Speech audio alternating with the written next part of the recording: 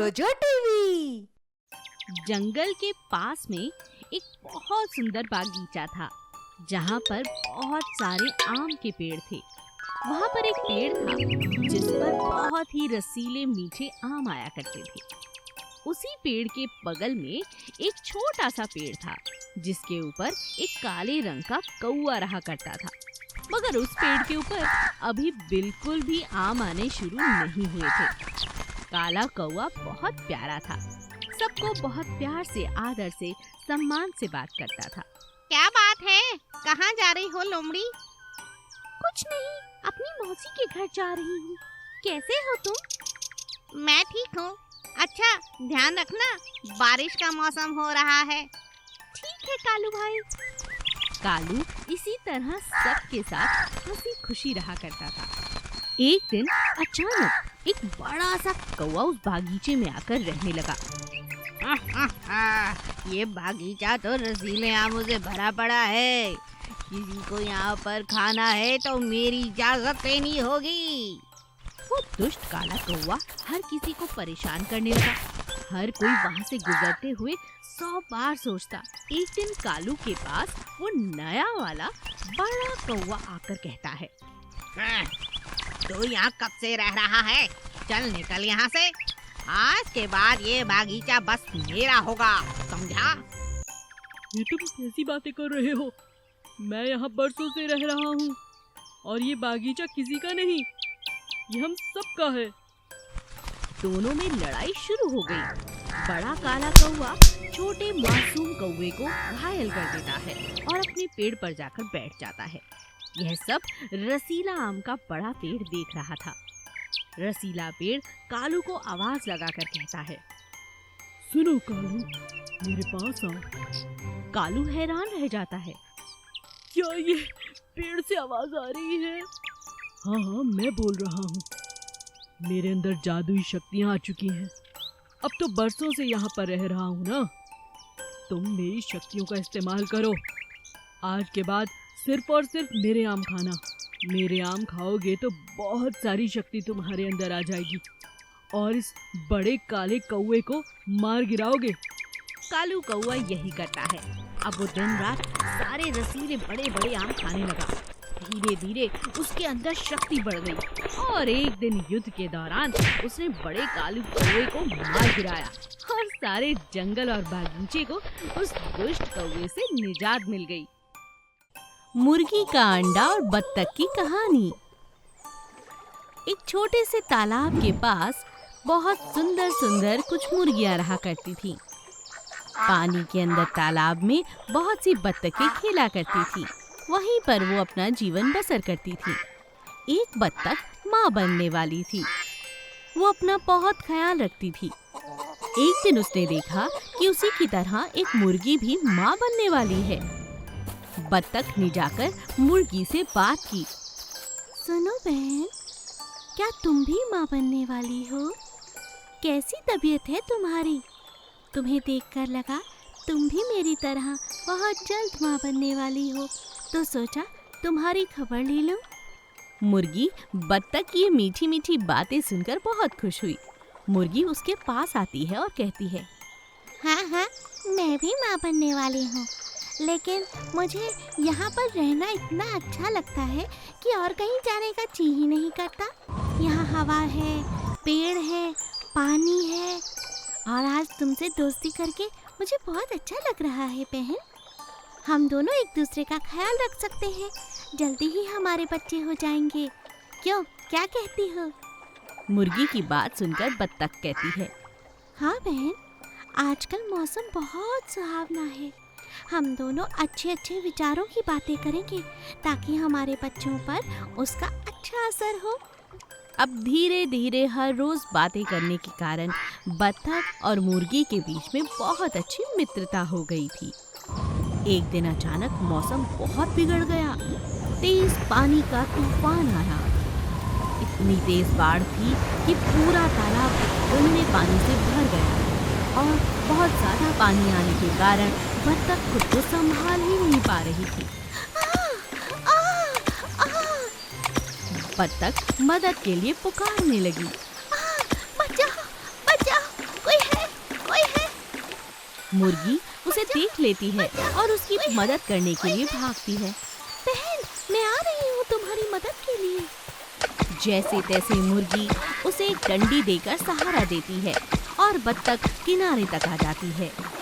तेज पानी को देखकर मुर्गी और बत्तख हैरान रह जाते हैं। न जाने कितनी ही बत्तखें उस बाढ़ के पानी में बह गई थी।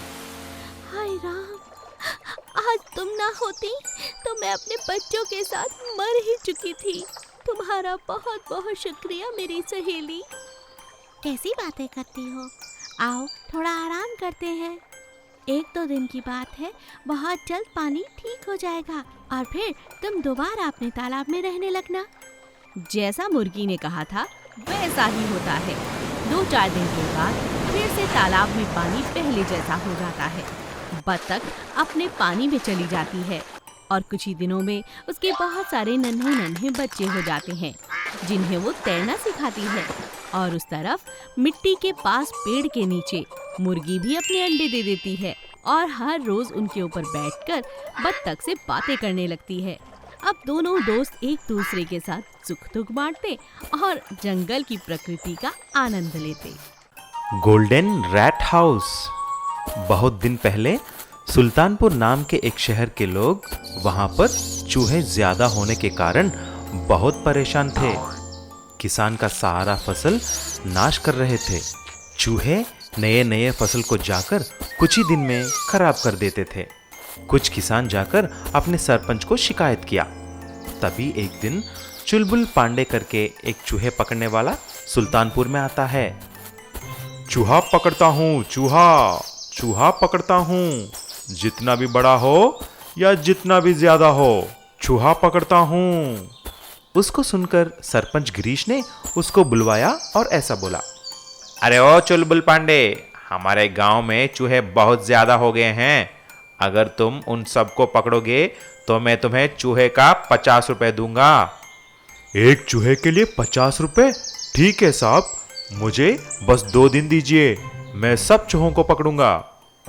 ऐसा बोलकर सिर्फ 2 ही दिन में चुलबुल सारे चूहों को पकड़ता है, गिरीश के यहाँ लेके आता है। तभी सरपंच, अरे वाह चुलबुल पांडे, बहुत अच्छा काम किया रे, ये लो तुम्हारा 50,000 रुपए। अब तुम इन चूहों को कहीं दूर ले जाकर मार देना, ठीक है? गिरीश की बात सुनकर चुलबुल पांडे सोच में पड़ जाता है। अरे ओ चूहों, मैं आपको कैसे मार सकता? आप ही की वजह से मैंने 50,000 रुपए कमाया है। मैं आपको कहीं दूर ले जाकर वहां पर छोड़ देता हूं। आप किसी को तकलीफ किए बिना आराम से खाओ और जियो। ऐसा सोचकर चुलबुल ने सारे चूहों को गांव से दूर ले जाकर छोड़ देता है। ये उसी गांव का एक आदमी देख लेता है और आकर सरपंच गिरीश को बोल देता है। तभी सरपंच और गांव के लोग चुलबुल पांडे की घर आते हैं और उसको पकड़कर बहुत पीटते हैं। चुलबुल की बात को नहीं सुनते हैं, उसकी घर को भी तोड़ देते हैं। अभी चुलबुल के पास रहने के लिए भी कुछ नहीं था।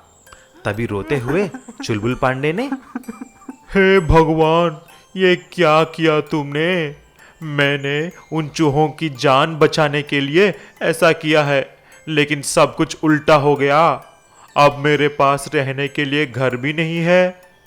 तभी चूहों का भगवान एक चूहे के रूप में प्रत्यक्ष होकर ऐसा बोलते हैं, उदास मत हो चुलबुल, मैं तुम्हें एक विशाल चूहे की आकार में सोने का घर देता हूँ, उसी में तुम रहो। उस चूहे की मुंह से तुम्हें जब चाहिए सोने के सिक्के मिलेंगे, उनसे तुम खुशी से रहना। और देखते ही देखते एक विशाल सोने का चूहा का घर आ जाता है। सभी गांव के लोग उसे देखकर चौंक जाते हैं और चुलबुल उसके सामने जाते ही सोने के सिक्के उसके मुंह से निकलते हैं। उन सिक्कों को उसी गांव के लोगों में बांटकर अपना काम करते हुए खुशी खुशी से रहने लगता है। एक गांव में बिस्तु नाम का एक आदमी रहता था। उसके पास घर के नाम पर एक बांस की बनी झोपड़ी थी।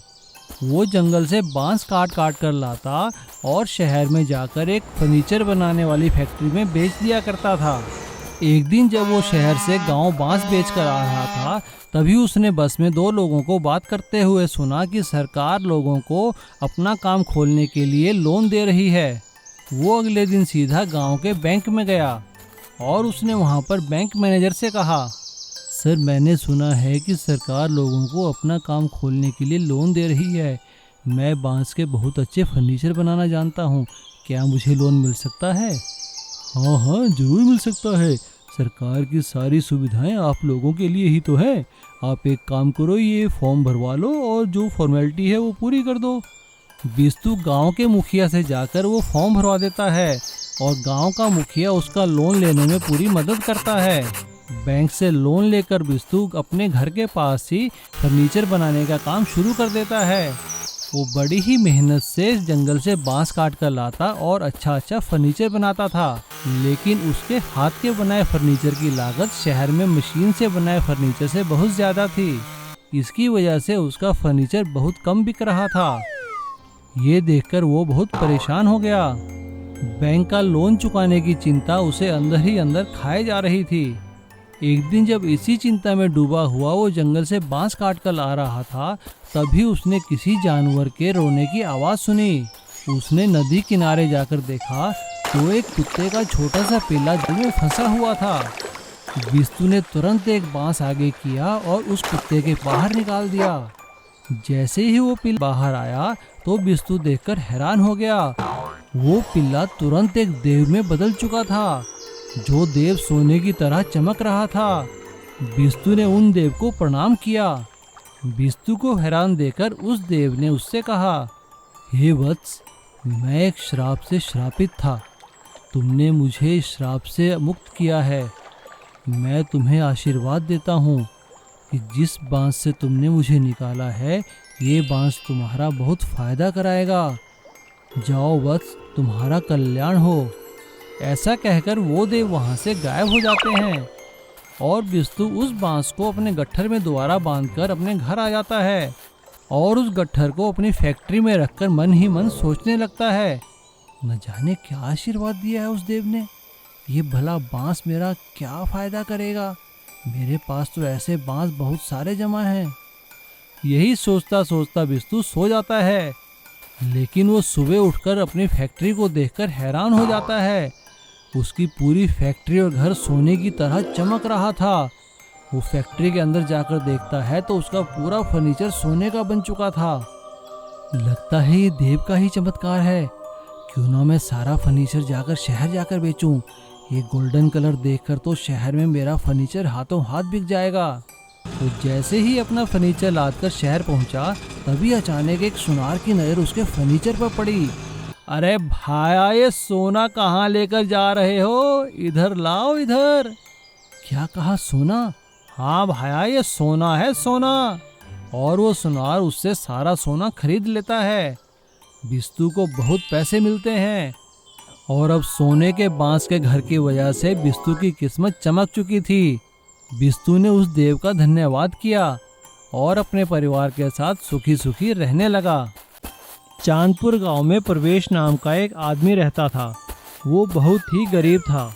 वो गांव में लोगों के घरों में काम करके अपना गुजर बसर किया करता था। प्रवेश इतना गरीब था कि उसके पास गांव में रहने के लिए घर भी नहीं था। गांव में सभी लोग उसे रोटी और कपड़ा तो दिया करते थे, लेकिन रहने के लिए कोई उसे मकान नहीं दिया करता था, ना ही उसे कोई गांव में रुकने देता था। इसीलिए वो गांव के बाहर तालाब के पास एक झोपड़ी बनाकर रहता था, क्योंकि उस तालाब के पास गांव का कोई आदमी नहीं जाता था। सब लोग उस तालाब में रहने वाले एक बहुत बड़े सांप से डरा करते थे, क्योंकि लोगों का मानना था कि वो सांप तालाब के पास जाने वाले हर जीव को खा जाता है। प्रवेश भी वहाँ पे डर डर कर रहने लगा, लेकिन वो वहाँ झोपड़ी बनाने के बाद सबसे पहले तालाब में पूजा करने गया। हे तालाब में रहने वाले नाग देवता, मैं बहुत गरीब हूँ, मेरे पास रहने के लिए जगह नहीं है, कृपया मुझे यहाँ तालाब के पास झोपड़ी बनाकर रहने दो।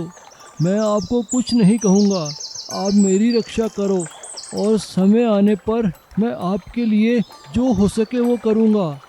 प्रवेश के ऐसा कहते ही तालाब में से एक बहुत बड़ा सांप बाहर निकला और वो अपना फन फैलाकर परवेश के सामने खड़ा हो गया। परवेश की धड़कनें रुकने लगी थी, लेकिन तभी वो सांप जैसे तालाब से बाहर आया था वैसे ही तालाब में वापस चला गया। ये देखकर परवेश ने भगवान का शुक्रिया अदा किया और इस तरह परवेश वहाँ तालाब के पास झोंपड़ी बनाकर रहने लगा। वो दिन भर गांव में काम करता और शाम को आकर अपनी झोंपड़ी में रहने लगता। कई साल ऐसे ही बीत गए, लेकिन एक दिन परवेश हैरान होकर देखने लगा कि उस तालाब के पास काफ़ी सारे लोग इकट्ठे थे। कई बड़ी बड़ी गाड़ियाँ भी वहाँ थी और गांव के सरपंच भी वहाँ थे, जो एक आदमी से कुछ कह रहे थे। अरे इंजीनियर साहब, यही है वो तालाब जहाँ पे बहुत बड़ा सांप रहता है। अब यहाँ से सड़क बनानी है तो आपको ही कुछ करना पड़ेगा। ये बात सुनते ही परवेश समझ गया कि जो गांव के पास से सड़क बननी थी वो इस तालाब के पास होकर गुजरेगी। तभी वहाँ खड़े एक बहुत बड़े इंजीनियर ने कहा, अरे सरपंच जी, आप फिक्र मत कीजिए, ऐसे सांपों को तो हम 2 मिनट में ख़त्म कर देते हैं। हमारे पास बड़ी बड़ी मशीनें हैं, कुचल के रख देंगे इस नाग को। ऐसा सुनते ही परवेश वहाँ आया और वो हाथ जोड़कर सरपंच और इंजीनियर से कहने लगा, अरे साहब, आप सांप को मारिए मत, वो कुछ नहीं कहेगा, इसकी जिम्मेदारी मेरी है। मैं इस सांप को यहाँ से लेकर कहीं चला जाऊँगा।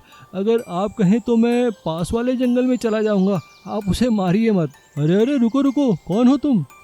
सरपंच ने परवेश के बारे में सभी लोगों को बताया। सरपंच की बात सुनकर फॉरेस्ट ऑफिसर ने कहा, हाँ हाँ ठीक है, अगर तुम ऐसा करते हो तो हमें कोई एतराज़ नहीं है। वो सांप जंगल में बड़े आराम से रह सकता है, अगर चाहो तो तुम भी उसके साथ रह सकते हो। परवेश ने हाथ जोड़कर नाग देवता का ध्यान किया। नाग देवता प्रणाम, आपने सब सुन ही लिया होगा। अब हमारा यहाँ से जाने का समय आ गया है। नाग देवता, आप कृपा करके मेरे साथ चलिए। और सांप परवेश के पीछे पीछे एक छोटे बच्चे की तरह जंगल में चला गया। सभी लोग ये देखकर हैरान हो गए। अब परवेश और सांप जंगल में अपने नए घर में खुशी खुशी रहने लगे और गांव की तरक्की का रास्ता, वो सड़क भी बड़े आराम से बन गई। इसीलिए कहते हैं ना कि प्यार से हम किसी का भी दिल जीत सकते हैं। लालची बिल्ली। काकू सुनार के घर में यूं तो बहुत सारे जानवर थे। एक तोता था, एक बिल्ली थी, एक कुत्ता था और एक गधा भी था। 2-3 बकरियां भी काकू सुनार ने रखी हुई थी, मगर सबसे प्यारी उसे अपनी बिल्ली थी। वो सुबह शाम बिल्ली को दूध पिलाता था। बिल्ली दूध पी पी कर बहुत मोटी तगड़ी हो चुकी थी, मगर उसका स्वभाव बहुत लालची था। अपना खाना पीना करने के बाद भी वो बाकी जानवरों की थाली में हमेशा देखती और कुछ ना कुछ खाने की हमेशा कोशिश करती। एक दिन उसे तोते ने कहा, अरे अरे बस करो, मेरी सारी मिर्चें तुम ही खा जाओगी क्या? कितना दूध पीती हो, दिल नहीं भरता तुम्हारा? तुम्हें कोई पूछता तक नहीं तोते। लाला जी सिर्फ मुझे चाहते हैं, अपने हाथों से खाना खिलाते हैं। तुम्हारा क्या है, तुम्हें तो नौकर देते हैं। बिल्ली को इस बात का बहुत घमंड था कि लाला उसे बहुत प्यार करता है। एक दिन उसने बकरी का खाना चुराकर खाना शुरू कर दिया। अगले दिन उसने तोते का खाना चुराया। उसका वजन अब 2 गुना बढ़ चुका था। लाला बहुत परेशान था। एक दिन लाला ने डॉक्टर को बुलाया और पूछा, डॉक्टर साहब, मेरी बिल्ली का वजन बढ़ता ही जा रहा है, इसका कारण क्या हो सकता है? तभी लाला जी की पत्नी घर के अंदर से आती है और डॉक्टर से कहती है, डॉक्टर साहब, मुझे तो लगता है ये बिल्ली सबका खाना खा जाती है। कभी यहाँ खड़ी मिलती है तो कभी वहाँ। इन्होंने तो इसे सर पर चढ़ा रखा है। ये बहुत लालची है, आप जरा इसकी जांच तो कीजिए। डॉक्टर जांच करते हैं और बिल्ली के ज्यादा खुराक लेने के कारण वो मोटी हो रही है, ये बात वो लाला जी को बताते हैं। तो क्या इन सभी बकरियों का खाना ये खा जाती है? ये तो बहुत गलत बात है। तुम ऐसा क्यों करती हो? तुम्हें तो मैं अपने हाथों से खिलाता हूँ, दूध भी पिलाता हूँ। ये गलत किया तुमने। बिल्ली को अपनी गलती का एहसास हो जाता है। तभी लाला जी की पत्नी उससे कहती है, सुनरी, तू इतनी खूबसूरत है इसीलिए हमारे घर में है, मगर तेरा व्यवहार बहुत ही कपटी है। अपने लालच को छोड़ और सबके साथ मिलकर रहे। जैसा भूख लगे वैसा खा, नहीं तो बीमार भी पड़ेगी और जान से हाथ धोना पड़ेगा, समझ गई? बिल्ली अपनी गलती समझ चुकी थी। अब वो चुपचाप जाकर लाला जी के पैरों के पास बैठ जाती है और कहती है, अब मैं ऐसा कुछ नहीं करूंगी लाला जी, मैं वादा करती हूँ।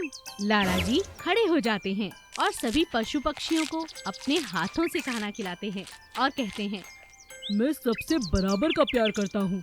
ऐसा नहीं है कि सिर्फ बिल्ली ही मुझे पसंद है, तुम सब मुझे बहुत प्यारे हो।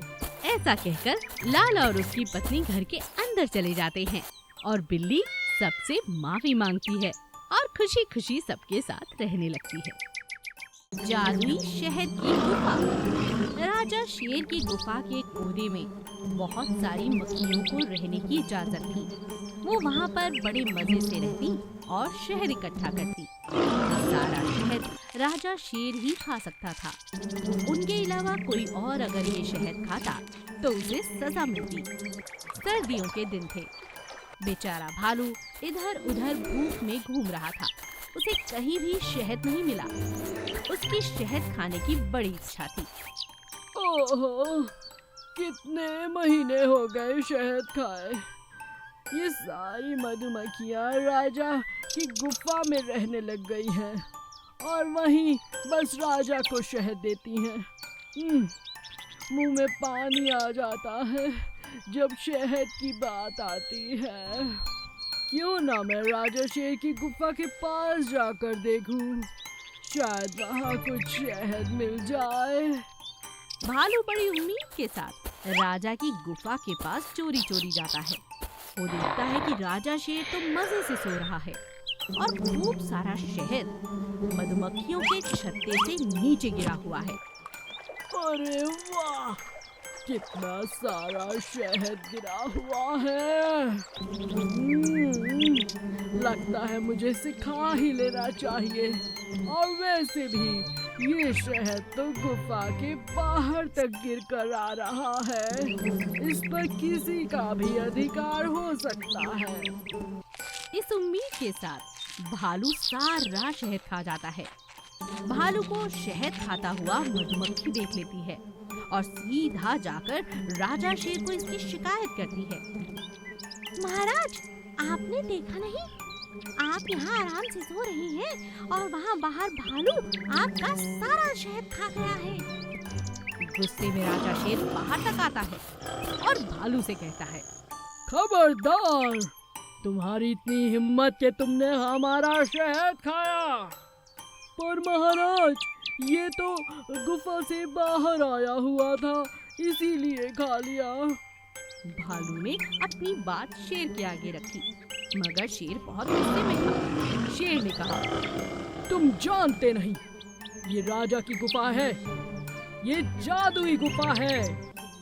कई ऋषि मुनियों ने मुझे बहुत तरह के आशीर्वाद दे रखे हैं।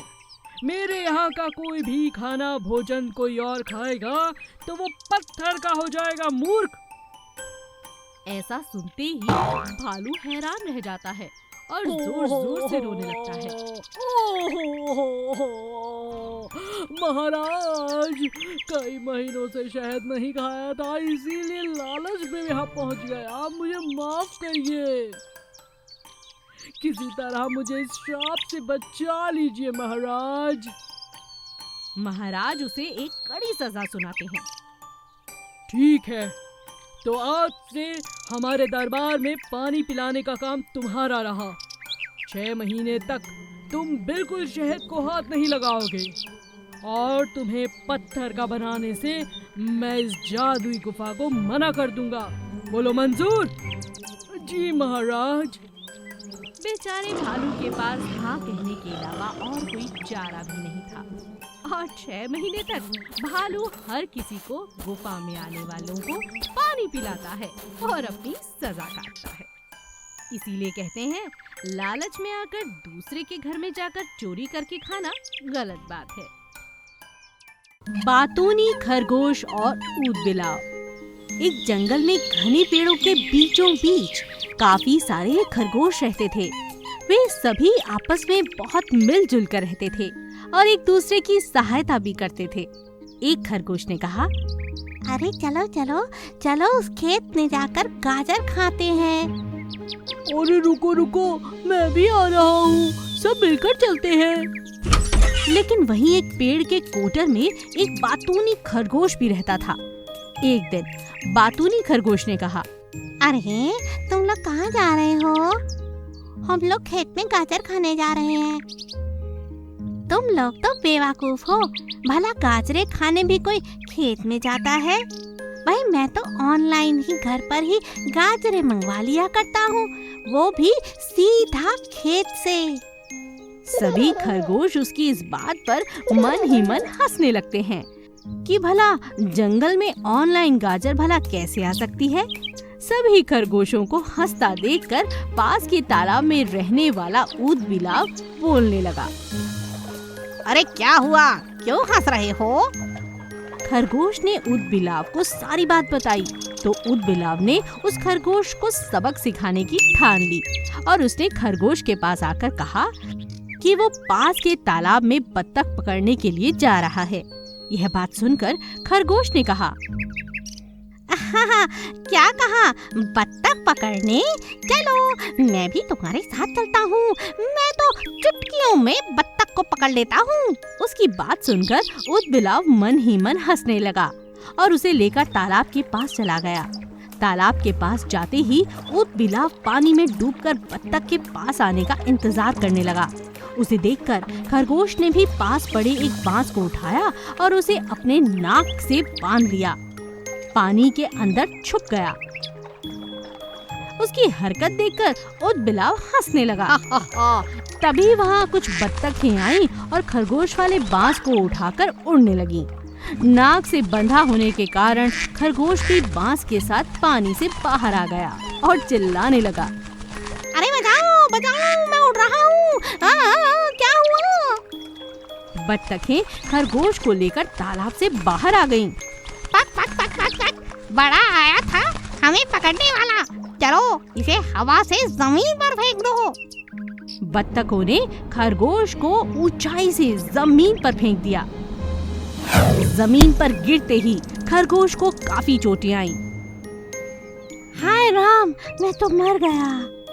यह सब देखकर ऊद बिलाव पानी से बाहर निकला और जोर जोर से हंसने लगा। क्यों खरगोश मियाँ, तुम क्या ऐसे ही बत्तखें पकड़ते हो? मेरी तौबा, मेरे बाप की तौबा, मैं आज से कभी बत्तखें नहीं पकड़ूंगा और ना ही कभी इतनी बड़ी बड़ी गप्पे हाँकूंगा। अब खरगोश को उसके बातूनीपन का सबक जो मिल चुका था। काला पिज्जा। कुछ साल पहले की बात थी। धर्मा करके एक आदमी था। उसका एक कैफे था, धर्मा कैफे।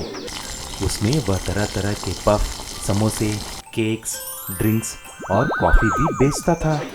उसका कैफे बहुत मशहूर था। सभी लोग वहाँ के स्वाद पसंद करते थे। कुछ साल तक उसका व्यापार बहुत अच्छा चल रहा था, लेकिन हाल ही में उसके यहाँ ग्राहक आना कम हो गए थे। तभी धर्मा ने उसके बेटा दीपक को बुलाया और ऐसा बोला, बेटा दीपक, तुम देख ही रहे हो कि इस गांव में और हमारे गली में भी 2-3 नए कैफ़े खुल चुके हैं। इसी कारण हमारे कैफ़े का आमदनी कम हो चुका है। अभी हम लॉस में चल रहे हैं। मुझे कुछ सूझ नहीं रहा है कि क्या करूं। पिताजी, अभी आप इस कैफे को नहीं संभाल सकते। मैं इसके बारे में कुछ सोचता हूँ। दीपक अपने पिताजी को ऐसा बोलकर एक बहुत बड़ा काम अपने सर पे ले लिया। फिर दीपक सोच में पड़ जाता है। वह अपने कैफे में पूरी तरह बदलाव लाने की सोचता है। उसने तुरंत अपने दोस्त को बुलाकर सारे इंटीरियर्स को बदलने के लिए बोला, यार शेरू, मैं अपने कैफे में नया इंटीरियर बनाना चाहता हूँ ताकि उसको देखकर मेरे ग्राहक बढ़ सकें।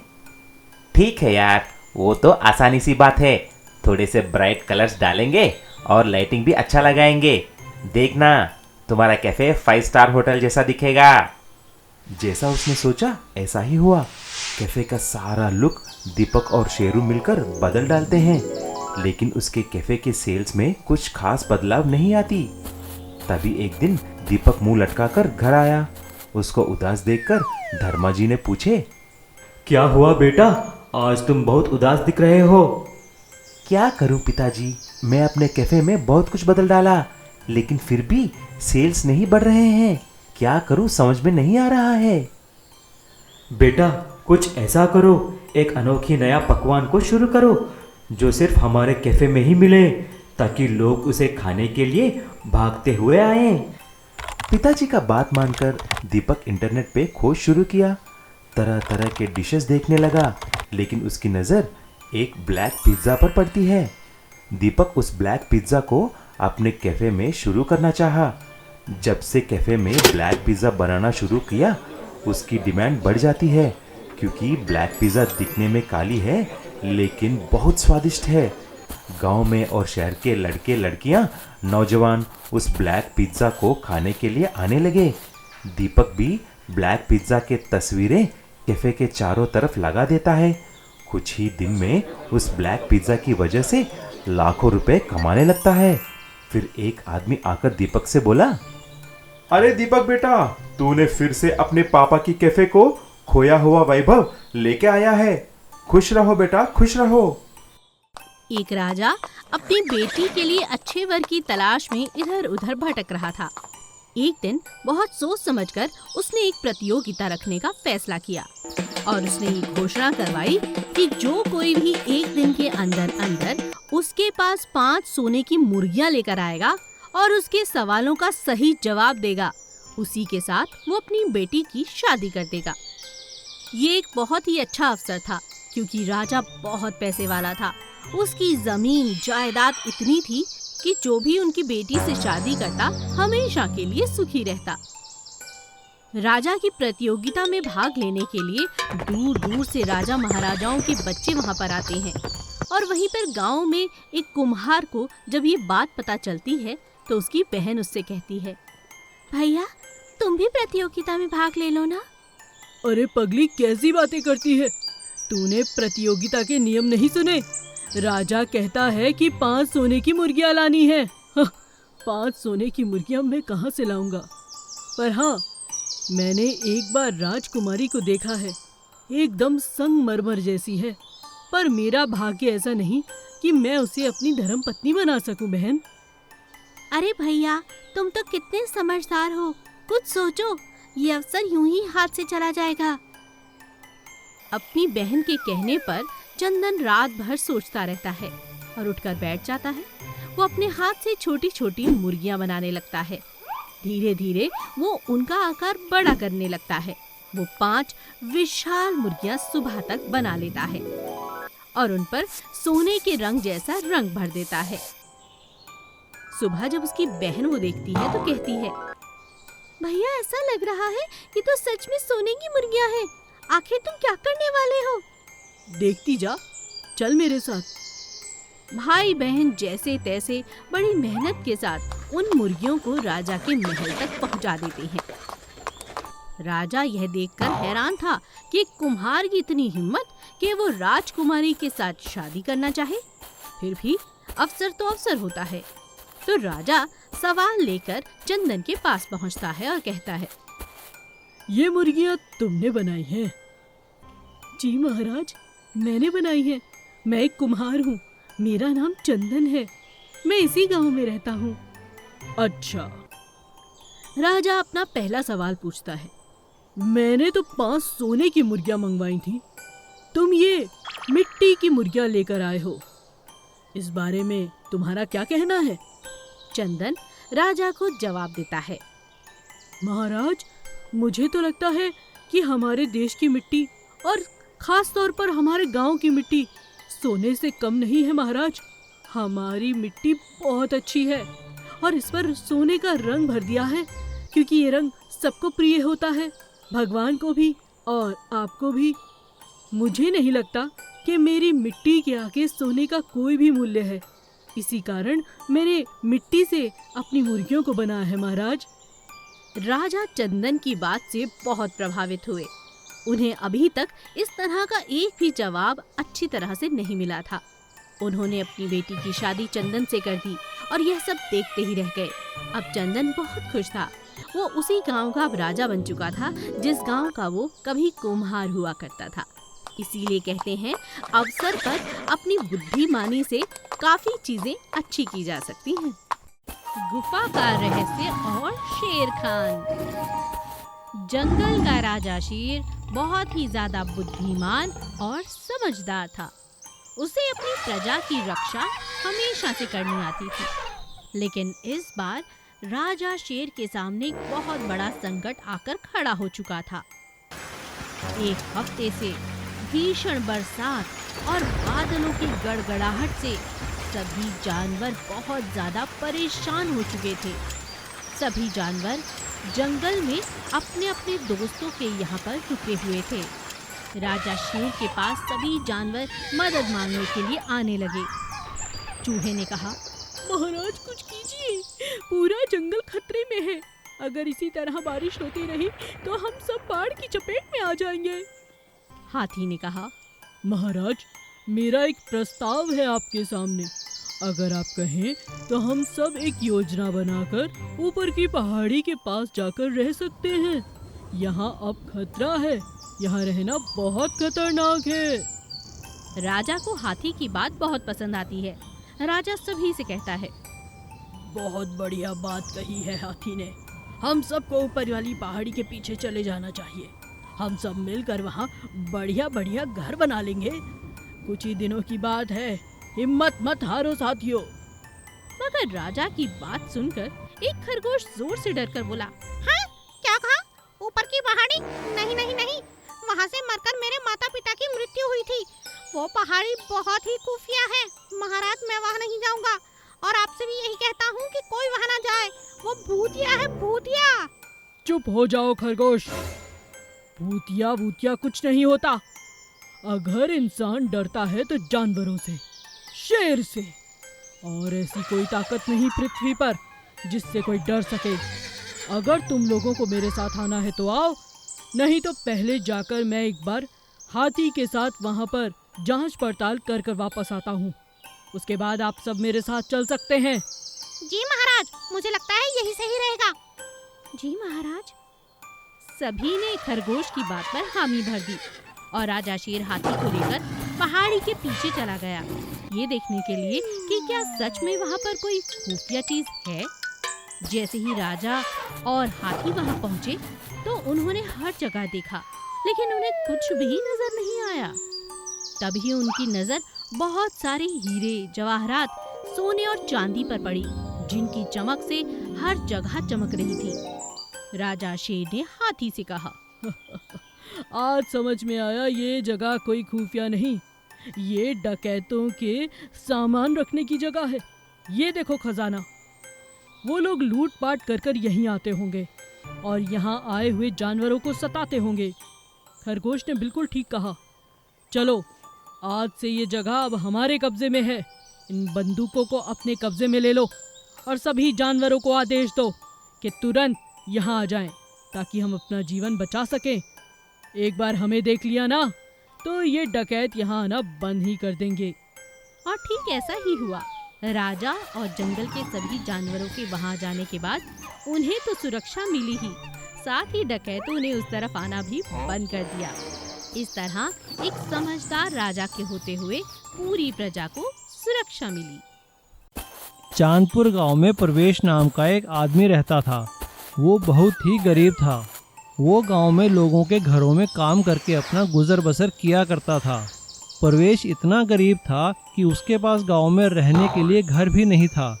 गांव में सभी लोग उसे रोटी और कपड़ा तो दिया करते थे, लेकिन रहने के लिए कोई उसे मकान नहीं दिया करता था, ना ही उसे कोई गांव में रुकने देता था। इसीलिए वो गांव के बाहर तालाब के पास एक झोपड़ी बनाकर रहता था, क्योंकि उस तालाब के पास गांव का कोई आदमी नहीं जाता था। सब लोग उस तालाब में रहने वाले एक बहुत बड़े सांप से डरा करते थे, क्योंकि लोगों का मानना था कि वो सांप तालाब के पास जाने वाले हर जीव को खा जाता है। प्रवेश भी वहाँ पे डर डर कर रहने लगा, लेकिन वो वहाँ झोपड़ी बनाने के बाद सबसे पहले तालाब में पूजा करने गया। हे तालाब में रहने वाले नाग देवता, मैं बहुत गरीब हूँ, मेरे पास रहने के लिए जगह नहीं है। कृपया मुझे यहाँ तालाब के पास झोपड़ी बनाकर रहने दो। मैं आपको कुछ नहीं कहूँगा, आप मेरी रक्षा करो। और समय आने पर मैं आपके लिए जो हो सके वो करूँगा। परवेश के ऐसा कहते ही तालाब में से एक बहुत बड़ा सांप बाहर निकला और वो अपना फन फैलाकर परवेश के सामने खड़ा हो गया। परवेश की धड़कनें रुकने लगी थी, लेकिन तभी वो सांप जैसे तालाब से बाहर आया था वैसे ही तालाब में वापस चला गया। ये देखकर परवेश ने भगवान का शुक्रिया अदा किया और इस तरह परवेश वहाँ तालाब के पास झोंपड़ी बनाकर रहने लगा। वो दिन भर गांव में काम करता और शाम को आकर अपनी झोंपड़ी में रहने लगता। कई साल ऐसे ही बीत गए, लेकिन एक दिन परवेश हैरान होकर देखने लगा कि उस तालाब के पास काफ़ी सारे लोग इकट्ठे थे। कई बड़ी बड़ी गाड़ियाँ भी वहाँ थी और गांव के सरपंच भी वहाँ थे, जो एक आदमी से कुछ कह रहे थे। अरे इंजीनियर साहब, यही है वो तालाब जहाँ पे बहुत बड़ा सांप रहता है। अब यहाँ से सड़क बनानी है तो आपको ही कुछ करना पड़ेगा। ये बात सुनते ही परवेश समझ गया कि जो गांव के पास से सड़क बननी थी वो इस तालाब के पास होकर गुजरेगी। तभी वहाँ खड़े एक बहुत बड़े इंजीनियर ने कहा, अरे सरपंच जी, आप फिक्र मत कीजिए, ऐसे सांपों को तो हम 2 मिनट में ख़त्म कर देते हैं। हमारे पास बड़ी बड़ी मशीनें हैं, कुचल के रख देंगे इस नाग को। ऐसा सुनते ही परवेश वहाँ आया और वो हाथ जोड़कर सरपंच और इंजीनियर से कहने लगा, अरे साहब, आप सांप को मारिए मत, वो कुछ नहीं कहेगा। इसकी जिम्मेदारी मेरी है। मैं इस सांप को यहाँ से लेकर कहीं चला जाऊँगा। अगर आप कहें तो मैं पास वाले जंगल में चला जाऊँगा, आप उसे मारिए मत। अरे अरे रुको रुको, कौन हो तुम? सरपंच ने परवेश के बारे में सभी लोगों को बताया।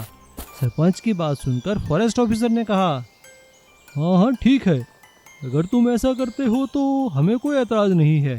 वो सांप जंगल में बड़े आराम से रह सकता है। अगर चाहो तो तुम भी उसके साथ रह सकते हो। परवेश ने हाथ जोड़कर नाग देवता का ध्यान किया। नाग देवता प्रणाम, आपने सब सुन ही लिया होगा। अब हमारा यहाँ से जाने का समय आ गया है। नाग देवता, आप कृपा करके मेरे साथ चलिए। और सांप परवेश के पीछे पीछे एक छोटे बच्चे की तरह जंगल में चला गया। सभी लोग ये देखकर हैरान हो गए। अब परवेश और सांप जंगल में अपने नए घर में खुशी खुशी रहने लगे और गांव की तरक्की का रास्ता, वो सड़क भी बड़े आराम से बन गई। इसीलिए कहते हैं ना कि प्यार से हम किसी का भी दिल जीत सकते हैं। सोने का स्कूल। एक समय की बात है, एक गांव में सुशील नाम का एक आदमी अपनी बेटी मोना के साथ रहता था। मोना बहुत ही होशियार और नेक लड़की थी। उसे पढ़ने लिखने का बहुत शौक था। मोना ने अपनी शिक्षा गांव के स्कूल में ही की थी, जहां वो हर साल प्रथम आती थी। सुशील एक अनपढ़ किसान था, लेकिन वो अपनी बेटी को पढ़ाना चाहता था। स्कूल में शिक्षा खत्म होने के बाद मोना को कॉलेज में एडमिशन के लिए जाना पड़ रहा था। मोना की आगे की पढ़ाई के बारे में सुशील को चिंता होने लगी। अब तो मोना को आगे पढ़ाने के लिए मुझे स्कूल से शहर भेजना पड़ेगा, लेकिन वहाँ तो बहुत पैसे लगेंगे। चलो जाकर देखता हूँ। अगले दिन सुशील शहर जाकर कॉलेज के प्रिंसिपल से मिलता है और उनसे मोना की एडमिशन की बात करता है। मोना की मार्कशीट देखकर और सुशील की बातें सुनकर कॉलेज के प्रिंसिपल उससे कहते हैं, देखो तुम्हारी बातें बिल्कुल ठीक है, तुम्हारी बेटी के नंबर अच्छे हैं और तुम उसे पढ़ाना भी चाहते हो, लेकिन इस कॉलेज में पढ़ाने के लिए तुम्हें कम से कम इतनी फीस तो देनी ही पड़ेगी। क्या तुम दे पाओगे? जी सर, मैं गरीब बेशक हूँ, लेकिन अपनी बेटी को पढ़ाने के लिए मैं कुछ भी करूँगा। आप बस उसकी एडमिशन कर दीजिए। तो ठीक है, 2 दिन बाद तुम पैसे लेकर आ जाना, बाकी सारी फॉर्मेलिटी अभी बाहर जाकर पूरी कर लो। सुशील फॉर्मेलिटी पूरी करके घर आ जाता है, लेकिन उसे चिंता थी कि वो 2 दिन बाद कैसे कॉलेज की फीस जमा करेगा। सुशील इसी चिंता में सो जाता है, लेकिन सोने के बाद सुशील को एक जादुई देवी दिखाई देती है, जो कि उससे कहती है, सुशील उठो, मैं तुम्हारी भावनाओं की कदर करती हूँ। मैं जानती हूँ कि तुम अपनी बेटी को पढ़ाना चाहते हो। मैं तुम्हारी मदद करना चाहती हूँ। ये लो, ये रहा एक सोने का स्कूल। ये तुम्हारी बेटी को पढ़ाने में मदद करेगा, लेकिन ध्यान रहे, लालच ना करना। और वो देवी ऐसा कहते ही गायब हो जाती है। तभी अचानक सुशील की नींद खुल जाती है और वो सपने के बारे में सोचने लगता है। तभी उसे जमीन पर कुछ चमकता हुआ नजर आता है वो ये देखकर हैरान हो जाता है कि ये तो उसी स्कूल का मॉडल था जो उसे वो देवी देना चाहती थी। सुशील उठकर देखता है तो वो पूरा सोने का बना हुआ था। अब सुशील समझ जाता है कि देवी ने उसे सोने का स्कूल देखकर उसकी मदद की है। सुशील अगले ही दिन वो सोने के स्कूल का मॉडल शहर एक सुनार के पास गिरवी रख देता है। सेठ जी, मैं ये सोने के स्कूल का मॉडल आपके पास गिरवी रखना चाहता हूँ। मुझे बस अपनी बच्ची की शिक्षा के लिए कुछ पैसे चाहिए। हाँ, ठीक है भाया, ये तो खरे सोने का है। हाँ, लेकिन पैसे वापस ना करोगे तो मैं इसे बेच दूंगा। अरे नहीं सेठ जी, मैं समय पर आपके पैसे वापस कर दूंगा। और इस तरह सोने के स्कूल से मिले पैसों से वो अपनी बेटी की शहर के कॉलेज में एडमिशन करवा देता है और बड़ी मेहनत करके जल्दी ही सुनार के पैसे वापस कर देता है और वो सोने का स्कूल वापस लेकर अपने घर में सजा देता है। और इधर उसकी बेटी मोना पढ़ लिख कर एक बहुत बड़ा ऑफिसर बन जाती है। अब सुशील के सभी सपने पूरे हो चुके थे। सुशील उस सोने के स्कूल का धन्यवाद करता है और साथ ही साथ देवी सरस्वती का भी, जिन्होंने उसकी सोने का स्कूल देकर मदद की थी। एक सुंदर से राज्य में एक सुंदर सी प्यारी सी राजकुमारी रहा करती थी। एक दिन जब राजकुमारी का जन्मदिन था, राज्य के बहुत से लोग उसे तोहफे देने आए। उन्हीं तोहफों में राजकुमारी को एक सोने की चिड़िया मिली। कितना सुंदर तोहफा है, ये मुझे किसने दिया होगा? राजकुमारी हमेशा उस सुंदर चिड़िया को अपने साथ रखने लगी। एक दिन राजकुमारी ने अपने पिता से कहा, पिताजी, मुझे बहुत से जन्मदिन के तोहफे मिले हैं, मगर उन सभी तोहफों में ये सोने की चिड़िया सबसे अलग है। आप पता कीजिए ये चिड़िया मुझे किसने दी। मैं जानना चाहती हूँ कि इतना महंगा तोहफा मुझे किसने दिया है। राजा ने पता किया, लेकिन किसी ने भी सोने की चिड़िया नहीं दी थी। बेटी, तुम्हें जरूर कोई गलतफहमी हुई है। कोई भी यह मानने को तैयार नहीं कि ये सोने की चिड़िया उसने दी है। पर पिताजी, ऐसा कैसे हो सकता है? मैं भी यही सोच रहा हूँ बेटी। राजकुमारी चिड़िया से पूछती है, तुम कहाँ से आई हो? तुम कौन हो? तभी अचानक चिड़िया असली चिड़िया में बदल जाती है और कहती है, राजकुमारी जी, मुझे एक बर्तन बनाने वाले ने बनाया था, लेकिन उसने जब मुझे आपको दिया तो मैं सोने में बदल गई और आज असली चिड़िया में यह सभी शक्तियाँ मुझे आपने दी हैं। बेटी, भगवान ने तुम्हें ये शक्तियाँ दी हैं, हमेशा इनका सही इस्तेमाल करना। राजकुमारी बहुत खुश थी। पर ये पिताजी कैसे हो सकता है? ऐसा हो सकता है बेटी, जब तुम छोटी सी थी तब एक महान संत ने इस बारे में मुझे बताया था कि जब तुम बड़ी हो जाओगी तो बहुत सी शक्तियाँ तुम्हारे अंदर आ जाएंगी। तुम किसी भी चीज को सोने में बदल पाओगी और जिसे दिल से प्यार करोगी उसमें जान आ जाएगी। और यह सब आज हम सब ने देख लिया। यह सोने की चिड़िया और इसके अंदर जान आ जाना इस बात का प्रतीक है कि तुम में बहुत सी शक्तियाँ हैं। बस बेटा, इन शक्तियों का सही और संभल कर इस्तेमाल करना। जी पिताजी। चांदपुर गांव में प्रवेश नाम का एक आदमी रहता था। वो बहुत ही गरीब था। वो गांव में लोगों के घरों में काम करके अपना गुजर बसर किया करता था। प्रवेश इतना गरीब था कि उसके पास गांव में रहने के लिए घर भी नहीं था। गांव में सभी लोग उसे रोटी और कपड़ा तो दिया करते थे, लेकिन रहने के लिए कोई उसे मकान नहीं दिया करता था, ना ही उसे कोई गांव में रुकने देता था। इसीलिए वो गांव के बाहर तालाब के पास एक झोपड़ी बनाकर रहता था, क्योंकि उस तालाब के पास गांव का कोई आदमी नहीं जाता था। सब लोग उस तालाब में रहने वाले एक बहुत बड़े सांप से डरा करते थे, क्योंकि लोगों का मानना था कि वो सांप तालाब के पास जाने वाले हर जीव को खा जाता है। प्रवेश भी वहाँ पे डर डर कर रहने लगा, लेकिन वो वहाँ झोपड़ी बनाने के बाद सबसे पहले तालाब में पूजा करने गया। हे तालाब में रहने वाले नाग देवता, मैं बहुत गरीब हूँ, मेरे पास रहने के लिए जगह नहीं है, कृपया मुझे यहाँ तालाब के पास झोपड़ी बनाकर रहने दो। मैं आपको कुछ नहीं कहूँगा, आप मेरी रक्षा करो और समय आने पर मैं आपके लिए जो हो सके वो करूँगा। परवेश के ऐसा कहते ही तालाब में से एक बहुत बड़ा सांप बाहर निकला और वो अपना फन फैलाकर परवेश के सामने खड़ा हो गया। परवेश की धड़कनें रुकने लगी थी, लेकिन तभी वो सांप जैसे तालाब से बाहर आया था वैसे ही तालाब में वापस चला गया। ये देखकर परवेश ने भगवान का शुक्रिया अदा किया और इस तरह परवेश वहाँ तालाब के पास झोंपड़ी बनाकर रहने लगा। वो दिन भर गांव में काम करता और शाम को आकर अपनी झोंपड़ी में रहने लगता।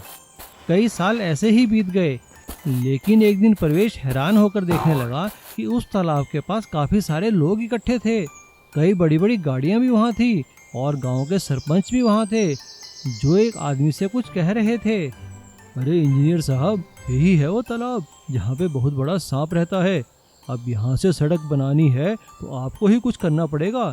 ये बात सुनते ही परवेश समझ गया कि जो गांव के पास से सड़क बननी थी वो इस तालाब के पास होकर गुजरेगी।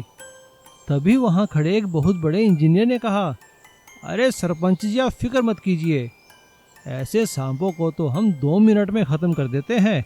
हमारे पास बड़ी बड़ी मशीनें हैं, कुचल के रख देंगे इस नाग को। ऐसा सुनते ही परवेश वहाँ आया और वो हाथ जोड़कर सरपंच और इंजीनियर से कहने लगा, अरे साहब, आप सांप को मारिए मत, वो कुछ नहीं कहेगा, इसकी जिम्मेदारी मेरी है। मैं इस सांप को यहाँ से लेकर कहीं चला जाऊँगा। अगर आप कहें तो मैं पास वाले जंगल में चला जाऊँगा, आप उसे मारिए मत। अरे अरे रुको रुको, कौन हो तुम? सरपंच ने परवेश के बारे में सभी लोगों को बताया। सरपंच की बात सुनकर फॉरेस्ट ऑफिसर ने कहा, हाँ हाँ ठीक है, अगर तुम ऐसा करते हो तो हमें कोई एतराज़ नहीं है। वो सांप जंगल में बड़े आराम से रह सकता है, अगर चाहो तो तुम भी उसके साथ रह सकते हो। परवेश ने हाथ जोड़कर नाग देवता का ध्यान किया। नाग देवता प्रणाम, आपने सब सुन ही लिया होगा। अब हमारा यहाँ से जाने का समय आ गया है। नाग देवता, आप कृपा करके मेरे साथ चलिए। और सांप परवेश के पीछे पीछे एक छोटे बच्चे की तरह जंगल में चला गया। सभी लोग ये देखकर हैरान हो गए। अब परवेश और सांप जंगल में अपने नए घर में खुशी खुशी रहने लगे और गांव की तरक्की का रास्ता, वो सड़क भी बड़े आराम से बन गई। इसीलिए कहते हैं ना कि प्यार से हम किसी का भी दिल जीत सकते हैं। Golden rat house. बहुत दिन पहले सुल्तानपुर नाम के एक शहर के लोग वहां पर चूहे ज्यादा होने के कारण बहुत परेशान थे। किसान का सारा फसल नाश कर रहे थे। चूहे नए नए फसल को जाकर कुछ ही दिन में खराब कर देते थे। कुछ किसान जाकर अपने सरपंच को शिकायत किया। तभी एक दिन चुलबुल पांडे करके एक चूहे पकड़ने वाला सुल्तानपुर में आता है। चूहा पकड़ता हूँ, चूहा पकड़ता हूँ, जितना भी बड़ा हो या जितना भी ज्यादा हो, चूहा पकड़ता हूँ। उसको सुनकर सरपंच गिरीश ने उसको बुलवाया और ऐसा बोला, अरे ओ चुलबुल पांडे, हमारे गांव में चूहे बहुत ज्यादा हो गए हैं। अगर तुम उन सबको पकड़ोगे तो मैं तुम्हें चूहे का 50 रुपए दूंगा।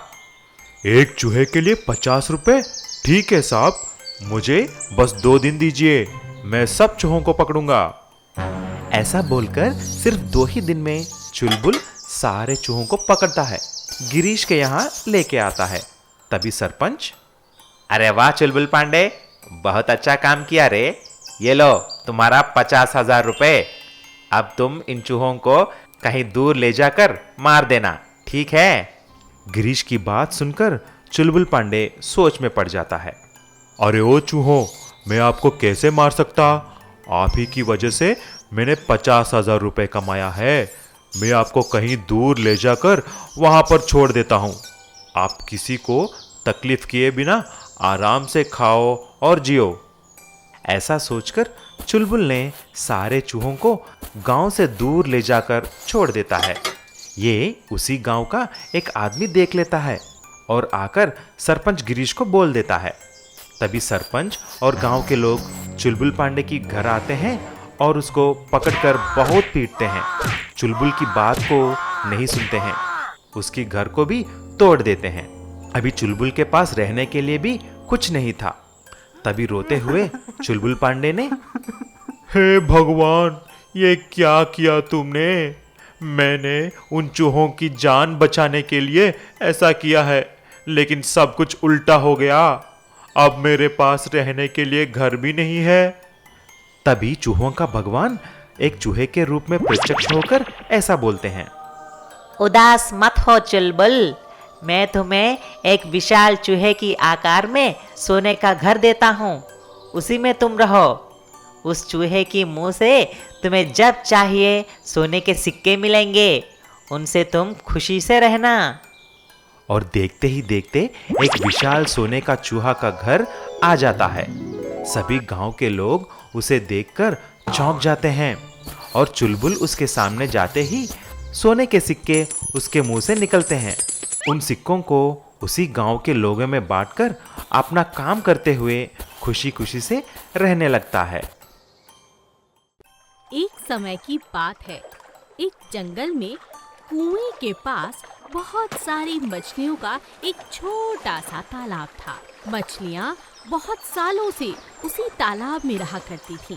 तालाब के आसपास घना जंगल था, जहाँ बहुत सारे जीव जंतु मिलकर रहा करते थे। जंगल के अंदर एक रहने वाला चील जो बहुत ही खूंखार था, उसका नाम था आदि चील।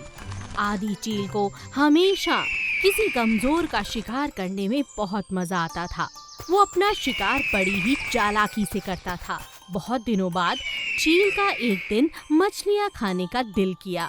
चील ने सोचा, बहुत दिन हुए मैंने मछली नहीं खाई है, आज तो मैं मछली खा कर रहूंगा। जंगल की उड़ान भरने का कोई फायदा नहीं। जंगल के अंदर एक ही तालाब है जहाँ मछलियाँ हैं, लेकिन आज मैं इनका शिकार करूँ तो कैसे? ये तो पानी से बाहर ही नहीं आती।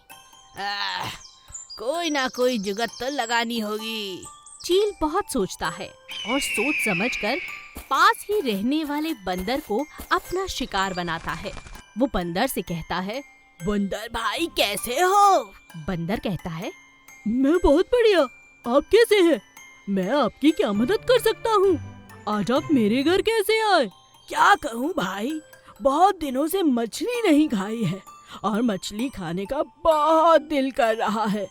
क्या इसी तरह कुछ और खाने का तुम्हारा जी नहीं करता? बंदर कहता है, हाँ, बहुत दिनों से केले नहीं खाए। तुम तो जानते हो जंगल में केलों के बिल्कुल पेड़ नहीं है। पास के जंगल में है, मगर इतनी दूर मैं कैसे जाऊं? बहुत दूर हो जाता है, आते आते अंधेरा हो जाता है। अरे तुम इतनी चिंता क्यों करते हो? बहुत आसान है, आज शाम को आते हुए मैं तुम्हारे लिए केले ले आऊंगा। लंबी उड़ान भरना मेरे लिए कोई बड़ी बात नहीं, मगर उसके बदले तुम्हें मेरा एक काम करना होगा। क्या कहा? तुम मेरे लिए केले लाओगे? मेरे पूरे परिवार के लिए ला दोगे? तो बताओ क्या करना है मुझे? चील बंदर को उल्लू बनाते हुए कहता है, अरे बड़ा आसान है, तुम जरा तालाब के पास जाकर मछलियों को बातों पे लगाना और मैं उन्हें खा लूंगा। बहुत दिनों से मछली जो नहीं खाई। बंदर उसकी बात मानता है और मछली को अपनी बातों में लगाता है। मछली जैसे ही बाहर मुंह निकालती है, चील झट से आके उस पर झपट्टा मारने ही वाला था कि अचानक मछली की नजर चील पर पड़ती है और वो दोबारा पानी में चली जाती है। ये क्या? हाथ आया मुंह ना लगा, ये मछली तो बड़ी तेज है।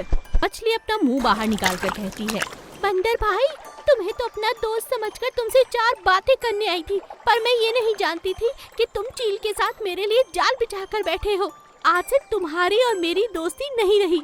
मछली पानी में दोबारा चली जाती है और बंदर को अपनी एक अच्छी दोस्त खोकर बहुत दुख होता है। चील को जब मछली नहीं मिलती तो वो बंदर के लिए केले भी लाकर नहीं देता और इस बात से बंदर को अपना सबक मिल जाता है।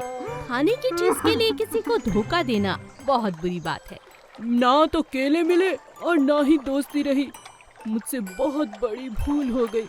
आज के बाद मैं ऐसा कभी नहीं करूँगा।